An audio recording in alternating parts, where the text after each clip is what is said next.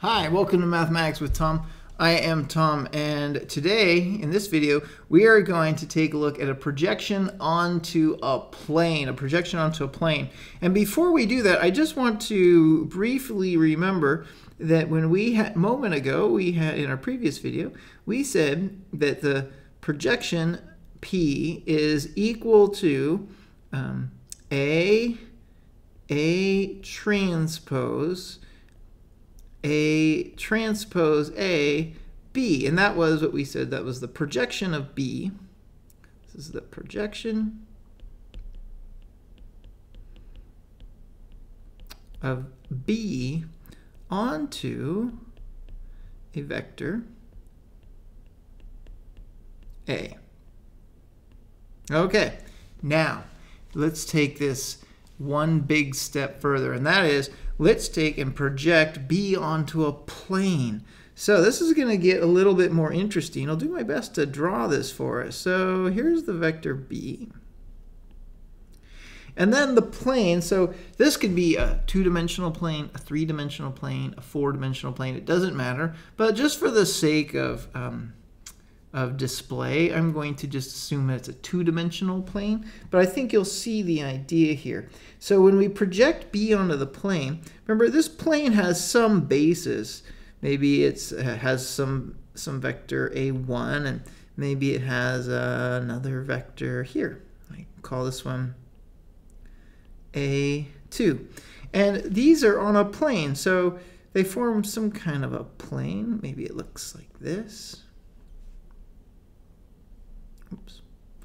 Looks something like this. Now, what we're going to do, though, is we are going to, let's try to do this in another similar color, is I'm going to project B down onto the plane so that it's perpendicular to the plane. Okay? And that place where it lands, the place where it lands is this vector right here. That's the vector P. That's the projection of B onto the plane. So that's P. Now, let's take a look at P for a moment. P is a linear combination of the vectors of the column space. So in other words, now notice this. I'm going to use P. P is equal to, it's some scalar. I'm going to call it x1 hat A1 plus x2 hat A2. And the reason for using the hats is that you can see in my picture that B is clearly not, and I'll even write that. B is just, it's not in the column space of A. What that means is this means, so AX equals B has no solution.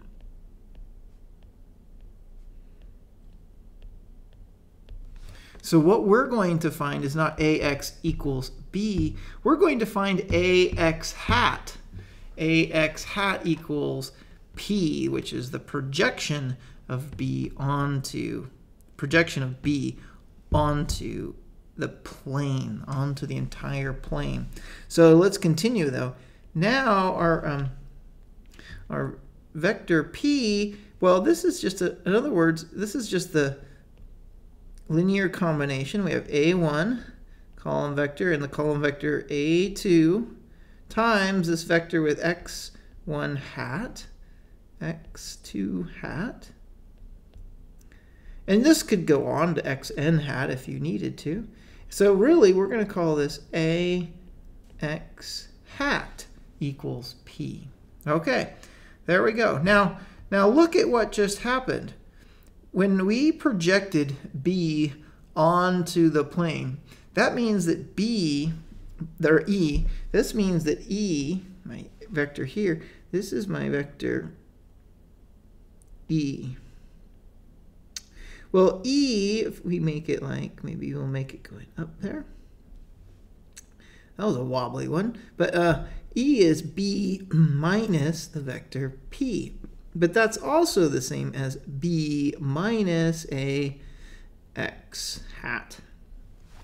Well, what do we know about E? It means that if that E is perpendicular to the plane, it means it has to be perpendicular to all of the basis vectors or any linear combination in the plane. In other words, we could say something like this. We could say that A1 transpose E is 0. We could also say that A2 transpose E is 0, and if there was more, we would just keep on going. We could go all the way to AN transpose E is equal to 0. Well, let's just put this into the matrix. This is the matrix of A transpose E equals 0. And let's run with that. Let's run with that and see what we get. Well, A transpose times E, which is B minus A x hat equals 0. So this is going to be A transpose B minus A transpose A x hat equals 0. Or I can say this. I can say that A transpose A x hat is A transpose B. And remember that A transpose, we don't have that yet. That's going to be our solution. Now, let's make one more step. Let's just take the inverse. Let's just take this.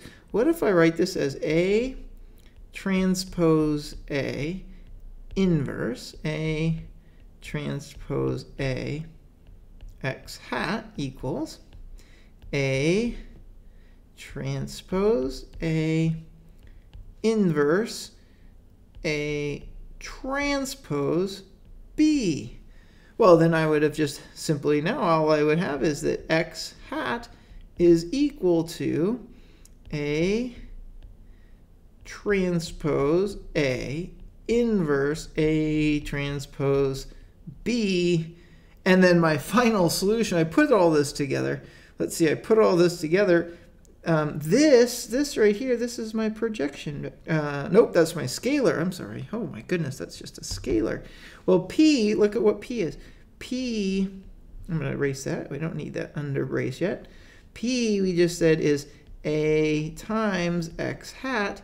Well, this is A times A transpose A inverse A transpose B. And our final piece is this big long piece right here. We call that forms the projection matrix P. So P, the projection vector, equals capital P, the projection matrix, times B. And at this point, you should have two grave concerns. And we're going to go to the next page here, and we're going to address each of those. So here we go. I'm going to go to my next page. And going to take a look at those concerns. I'm going to tell you what they are just in case you don't have them. Well, you will soon. They are. First concern, one is that P equals A times A transpose A inverse. Oops, did I get that right? I hope I got that right. I'm going to check. Let me just peek here. Yep. A transpose B. That should be a concern to you. That's my first concern. And here's why this is a concern. So I should say one concern maybe, but oh well. This is, now if you remember the rules of the inverse, you can switch the order. So really this becomes A times A inverse times A transpose inverse A transpose. Oh, whoops, I don't need a B on there because we're just looking at P. We're just looking at P. I'm sorry, let me fix that up. Okay.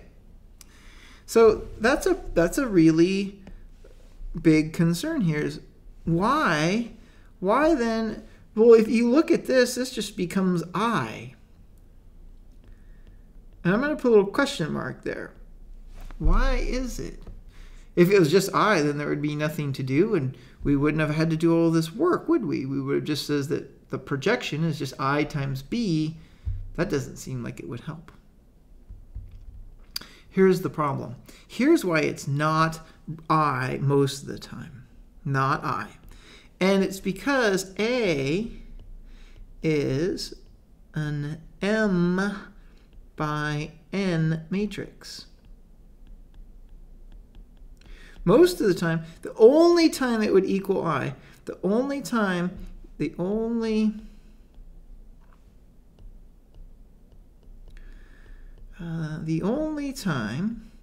A, or oops, I'm sorry, P, the only time P equals I is A is invertible. That's the only time that happens. So that's in the whole motivation for this is that we're looking at cases where that's not the case. And as a matter of fact, most of our examples, most of our cases, most of our projections,